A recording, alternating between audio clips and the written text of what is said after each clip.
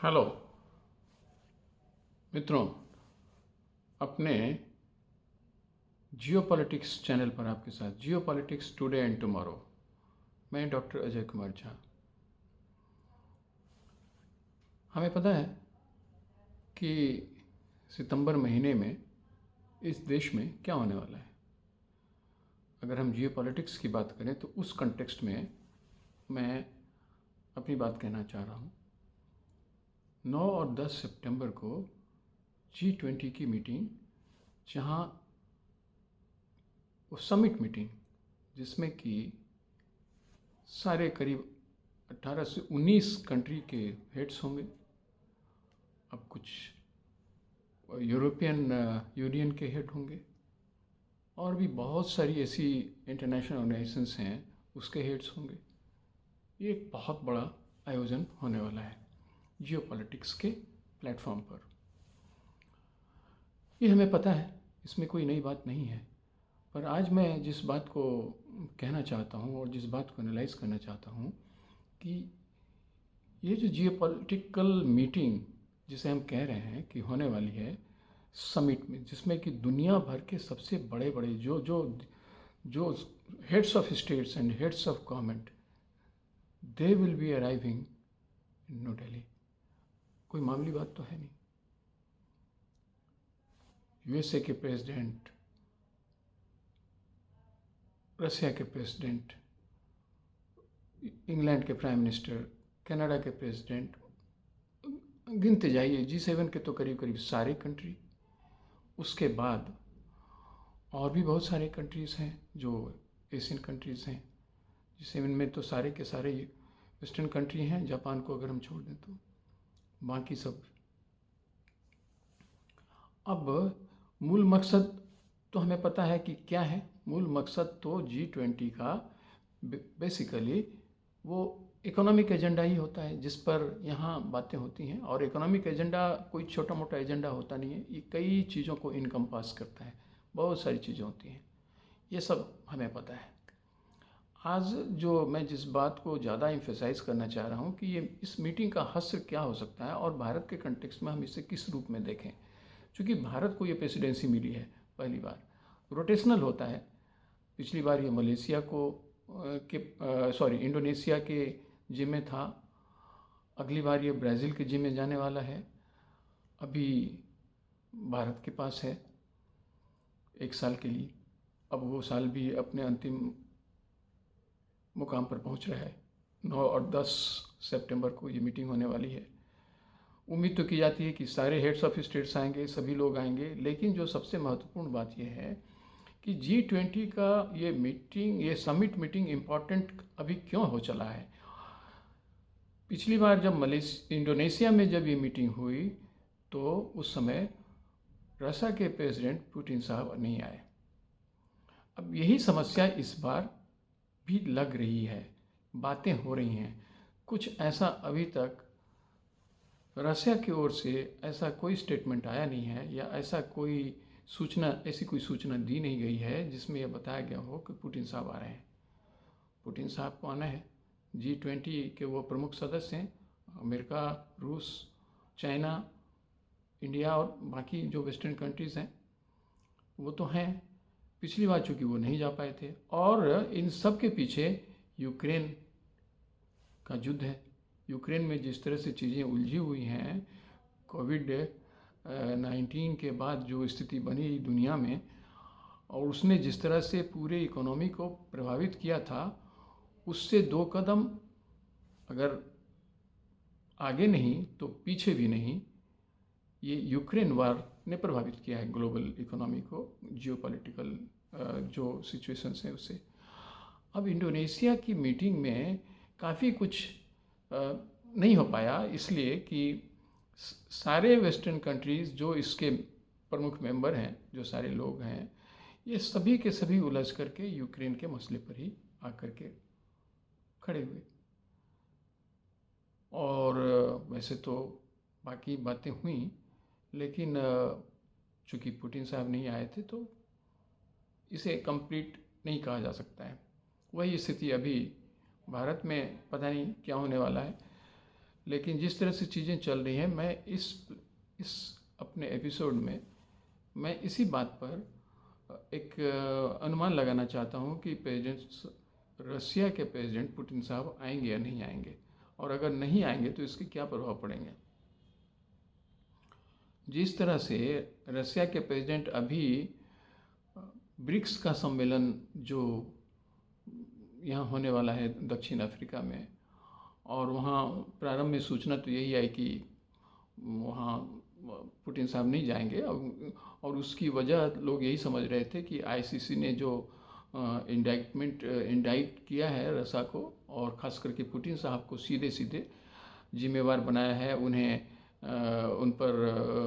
Arrest करने का warrant जारी कर दिया है। तो और चूँकि साउथ अफ्रीका सिग्नेटरी कंट्री है आईसीसी का, तो वो बाउंड है कि वहाँ अगर पुतिन साहब आते हैं तो उन्हें अरेस्ट करे। ये सुनने में भी थोड़ा अजीब लग रहा है कि किसी हेड को आप कैसे, किसी हेड ऑफ स्टेट, और वो भी रसिया, किसी भी कंट्री का किसी हेड स्टेट को आप कहीं, अगर वो किसी इंटरनेशनल मीटिंग में जाते हैं तो आप उन्हें अरेस्ट कैसे कर लेंगे। ये अपने आप में ही एक अजीब स्थिति है। आईसीसी ने क्या सोच करके यह निर्णय लिया, ठीक है, जो भी उन पर चार्ज लगे वो एक अलग विषय है, और चार्ज उस पर मैं अभी बात नहीं करूँगा। अब उसमें ये खैर, लेकिन वहाँ बाद में अभी साउथ अफ्रीका ने इस बात का भी ये संकेत दिया है कि ऐसी कोई बात वो रसिया के साथ करने नहीं जा रहे हैं, रशियन प्रेसिडेंट के साथ करने नहीं जा रहे हैं कि उन्हें अरेस्ट करने का कोई इनिशिएटिव लिया जाएगा। ऐसा तो कुछ नहीं होने वाला है, लेकिन अब देखते हैं इसके बाद क्या होता है। अभी तक तो जो वहाँ से बातें उभर कर आई थी कि वो नहीं आ रहे। तो इसका एक्सटेंशन क्या G20 में होने वाला है? बिल्कुल नहीं, चूँकि भारत तो आईसीसी का मेंबर ही नहीं है, मतलब सिग्नेटरी मेंबर है ही नहीं। वो सिग्नेटरी नहीं है, उसका फाउंडिंग जो स्टार्ट में वहाँ जो सिग्नेटरी मेंबर्स थे उसमें भारत उसका पार्ट नहीं है, इसलिए भारत उसके लिए ऑब्लाइज भी नहीं है। और अगर वहाँ पार्ट होता भी तो भारत ऐसा करता है, इसकी संभावना तो मुझे लगता है 0 थी। तो अब खैर, लेकिन वो वजह तो है नहीं। पुतिन साहब इसलिए नहीं आएंगे संभवतः कि यहाँ जिस तरह से उन्हें घेरने की कोशिशें होंगी, वो कोशिश अपने आप में बड़ा ही एम्बैरेसिंग होगी, पुतिन साहब के लिए भी और भारत के प्रधानमंत्री मोदी साहब के लिए भी। अब ऐसे में भारत उन्हें आने के लिए कितना आग्रह करता है, ये बात तो सही है कि आग्रह तो करेगा ही, और भारत ने किया भी संभव। तो अब बातें चल रही हैं कि उनके लिए उन्हें ऑलरेडी इनविटेशन जा भी चुका है। अब ऐसे में अगर पुतिन आते हैं, और भारत के विदेश मंत्री ने इस बात की बार बार घोषणा भी की है कि हम G20 को किसी भी सूरत में UN जनरल असेंबली की मीटिंग की तरह नहीं होने देंगे। यहाँ दुनिया भर की बातें नहीं होंगी, वहाँ जो कंसर्न बातें हैं इकोनॉमिक कंटेक्स्ट में या उससे रिलेटेड जो भी बातें हैं उस पर बातें होंगी। यूक्रेन वार पर हम यूक्रेन का जो वार है उसको लेकर के हम कभी भी चीज़ों को आगे बढ़ने नहीं देना चाहेंगे। अब ये बातें तो हुई हैं, परंतु ऐसा तो वेस्टर्न कंट्री होने नहीं दे रहे हैं। अब वेस्टर्न कंट्री जहाँ करीब 20 कंट्री तो हैं ही, इसके अलावा और भी कई कंट्रीज़ हैं जिन्हें जिस कंट्री में ये होता है वहाँ से इन्विटेशन जाता है कई और दूसरे कंट्रीज़ को, तो वो लोग भी वहाँ आते हैं। तो ओवरऑल अगर हम देखें तो करीब 2/3 of the people of this planet जो है वो रिप्रेजेंटेड होता है G20 में, और वहाँ जिन चीज़ों पर चर्चा होती है वो इकोनॉमी पर होती है। पिछली बार ऐसा हो नहीं पाया, यूक्रेन वार ने सारा हाईजैक कर लिया। यहाँ भी हाईजैक स्थिति होने की लगने की संभावना लोगों को लग रही है, लेकिन चूँकि अभी कई और अभी मीटिंग्स हुए हैं G20 के कंटेक्स्ट में, कई अलग अलग डिफरेंट ग्रुप्स की जो मीटिंग हुई हैं उसमें कई बार ऐसे मीटिंग भी हुए हैं जो इंटरनेशनल लेवल से जो अलग अलग रिप्रेजेंटेटिव्स मिनिस्टर्स और आए, उसमें कोई संयुक्त विज्ञप्ति नहीं आ पाया। तो इसी तरह की स्थिति कहीं समिट मीटिंग में ना हो जाए, इस बात का संदेह है। और ये भारत के जो जियोपॉलिटिक्स पर जो भारत के प्रभाव इधर देखने को मिले हैं उसको ये काफ़ी बुरी तरह प्रभावित करेगा अगर ऐसा कहीं हुआ। हाँ, अगर पुतिन साहब नहीं आते हैं, उसके बाद भी ये चीज़ें उठेंगी, इसमें भी कोई शक नहीं है। यूक्रेन वार का मसला उठाएगा, ये वे लोग उठाएंगे। अब भारत उसे किस हद तक संभाल पाता है, ये देखने वाली बात होगी और एक बड़ी बात होगी। और उसके बाद कोई संयुक्त विज्ञप्ति आ भी पाएगी या नहीं, यह भी एक बहुत बड़ी बात होगी। उम्मीद करते हैं कि कम से कम संयुक्त विज्ञप्ति, जिसमें सारे सिग्नेटरी जो लोग भी आ रहे होंगे, जो हेड्स होंगे, वो एक कॉमन उस पर जो एग्रीमेंट बनेगा और जो एक घोषणा होगी, वो भारत उसको करने में ज़रूर सफल होगा। परंतु इस कंटेक्स्ट में ये इम्पॉर्टेंट है समझना कि अगर भारत इसमें सफल नहीं हो पाया तो इसका जो भारत ने अभी एक क्लाउड अर्जित किया है कि वो एक तरह से बैलेंसिंग के काम को करने में वेस्टर्न कंट्री और जो रसिया है और रसिया की जो समर्थक कंट्रीज़ हैं उनके साथ जिस तरह की बैलेंसिंग इंडिया कर पा रहा है, और उसमें जो इस तरह की जिस तरह की प्रमुखता इसे मिल रही है, उस पर तो निश्चित तौर पर बट्टा लगेगा। और ये बट्टा लगना आज की तारीख में मुझे लगता है कि सही नहीं होगा। लेकिन चीज़ें थोड़ी डिफ़िकल्ट ज़रूर जान पड़ रही हैं। अब यहाँ देखते हैं चीज़ें कैसे हैंडल होंगी। तो अभी ब्रिक्स का सम्मेलन होना है, उसमें साउथ अफ्रीका में, वहाँ पुतिन संभवतः नहीं ही जाएंगे, बाकी लोग शायद जाएंगे, इसकी पूरी संभावना है।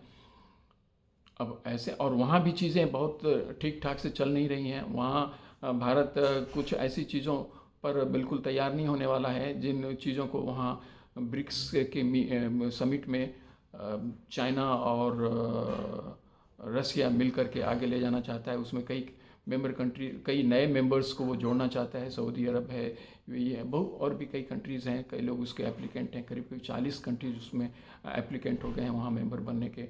और इससे भारत बिल्कुल इत्तेफाक नहीं रखता। भारत ने इस बात को साफ साफ जाहिर भी कर दिया है। तो वहाँ से उठ करके G20 तक पहुँचते पहुँचते चीज़ें किस तरह से बदलेंगी, यह देखने की आवश्यकता तो है।